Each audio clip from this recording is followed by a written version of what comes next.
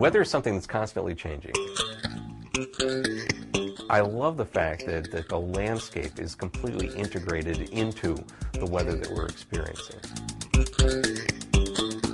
I come to my love of weather out of a sense of wonder and connection with the world.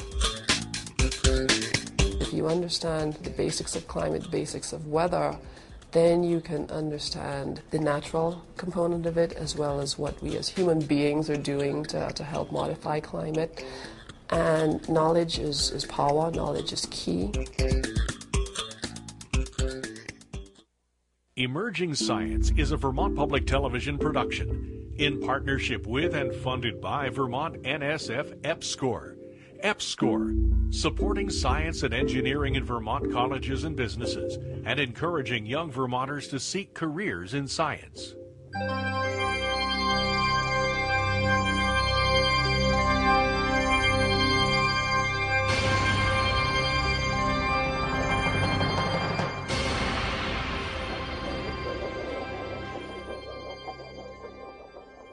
According to the Coalition for Climate Literacy, climate is a function of the movement of energy, water, and carbon through time and space.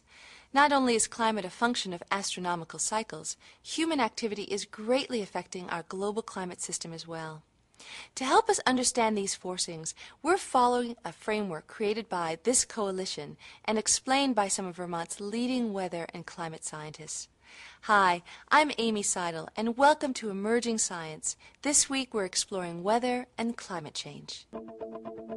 We get energy coming to us from the sun, and if we didn't get that energy, life wouldn't exist. You know, you walk out the door and somehow your life is affected by what the weather's doing. Now, the greenhouse gases do play a very important role in the Earth's climate. They blanket the Earth, and they send energy back as well as radiate into space. And they keep the Earth about almost 60 degrees Fahrenheit warmer than it would be without those greenhouse gases. And that gives us the climate that we know, and it gives us our oceans and life on this planet. Life on Earth depends on a delicate balance in our climate. We have developed interconnected food, energy, transportation, and socioeconomic systems that depend on the climate staying within certain parameters. Sometimes the climate moves to extreme limits. Well, one that pops to mind, of course, would be hurricanes. Because with the advent of satellite technology, which allows you to see our blue marble planet from space, you have the ability for the first time to appreciate A, the size of these systems, and B, the internal dynamics of them. Hurricanes are characterized by distinctly low-pressure areas with circulating winds. They are several hundred miles long and feed on heat released when moist air rises and water vapor condenses. And so hurricanes are definitely what we would call a success story in understanding the track, the dynamics, the influences on us as human beings. The ones that we would think of most commonly here in New England would be blizzards and ice storms. Well, certainly here in New England, topography plays a big role. As air flows up and over mountains, on the windward side of mountains, the air rises, it cools, you produce clouds and precipitation. And on the other side of mountains, you often see air that sinks or subsides, and in doing so, it warms and dries out. We often see flow coming up the Champlain Valley from the south, or channeling down from the north, from Canada. People think that the winter that we are currently having in Vermont, the 2007-2008, is a bad winter because we've had a lot of snowfall and we've also had a lot of ice and slush. But if you step back and think for a moment, it's not been a normal winter for Vermont. We have had a lot of snow, but we've also had a lot of near melt conditions with freezing rain and slush.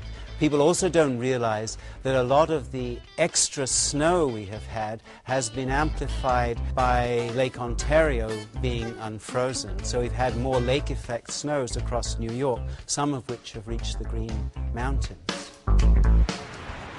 From heavy snowfall to warming winters, the patterns seem unpredictable. Early development of weather science, as well as a significant aspect of today's understanding, relies on simple observations. There's an absolutely great cooperative network here in the U.S. that dates back to the 1800s. Here in New England, a lot of those personal diaries were kept by farmers or clergy. Well, I guess everybody's probably familiar with weather sayings. I mean, in a lot of ways, that's how people forecast the weather, and not in kind of a goofy way. I mean, you hear, silly rhymes, red at night, sailor's delight, that type of thing, but they really were the science of the day. If you wanted to look at climate variations over an even longer time frame, what you would need to do would be what we call paleoclimatology. And in paleoclimatology, what we use are what are called proxy records. We can drill cores down through Antarctica, 10,000 feet, and as snow falls on the Antarctic ice cap, it traps bubbles of gas, and the bubbles of gas remain as the compressed snow is turned into layers of ice, layers for every year. And we can analyze the air in those bubbles, in those ice cores, and see what was the composition in carbon dioxide and methane back, say, 100,000 years ago. We can go back almost 750,000 years now from our deepest cores. The atmosphere that we've got here right now, this nitrogen-oxygen atmosphere, isn't the original atmosphere of the planet. If we go back to the time when the fossil fuels were first generated from the decay of plant matter, the Earth at that time had an atmosphere that was very rich in CO2. It was much warmer. There were no ice caps on this planet.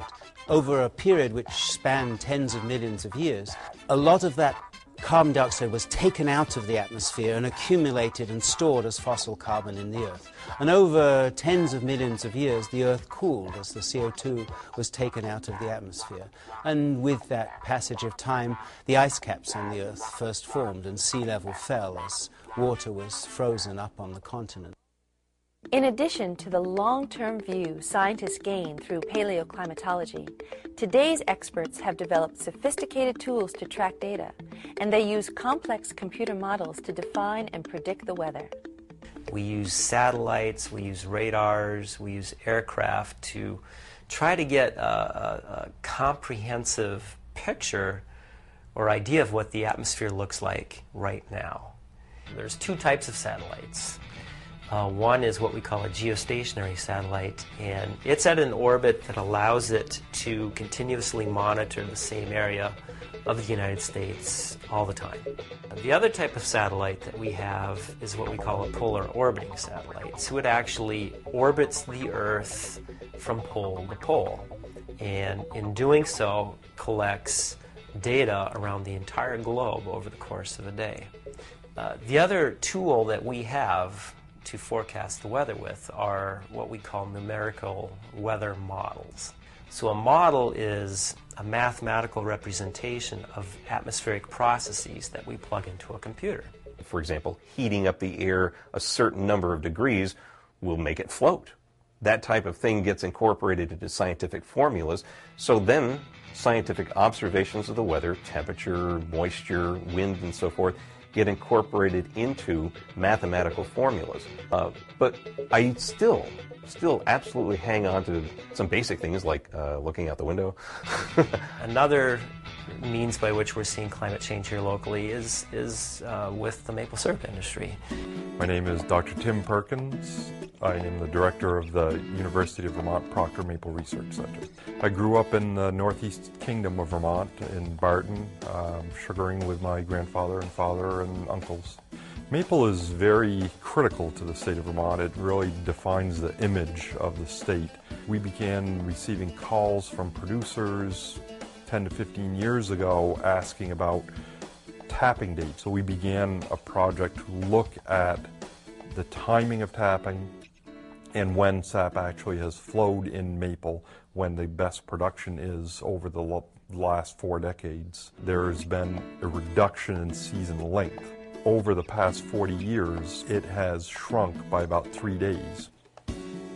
Morses have been in Vermont since the late 1700s. I'm the 7th generation in my family Morse who's sugared. Vermont, this area, part of Vermont, got huge amounts of snow sometimes so much that, you know, it would go right up to past the windows of houses. And then in my life, when I was young, it seemed like it was good old-fashioned weather, really cold and lots of snow. But in the last 20 years, it seems as though we've had more than our share of more moderate winters. And I will say maybe sugar seasons that weren't quite right. Weather that's not dependable, just fluctuations that I really don't think I saw as a kid. You know, we knew pretty much when sugaring was going on, we were going to have sugar weather. 2 years ago, I caught my Christmas trees in my short sleeve shirt. So that's, yes, I'm sure 100 years ago those things went on, but I don't know that they went on as often and with as much frequency as they do these days. Over the past 40 years, we certainly are seeing shifts that have been consistent with the shifts that have been observed in climate. From complex computer models to careful observation of local patterns, we recognize changes in our weather, and thus the energy system that is our climate. And the source of this energy, the sun. That's where it all starts. If we didn't have any external source of energy, such as the sun, eventually this whole system would run down. And as the Earth revolves around the sun, it stays on one particular plane all the way around, and we call that the plane of the ecliptic. In the northern hemisphere, it's closer to the sun in summer, and that gives us our summer. And when we're tilted away, it goes around the sun, and we're tilted away in winter, then that gives us our much colder winters.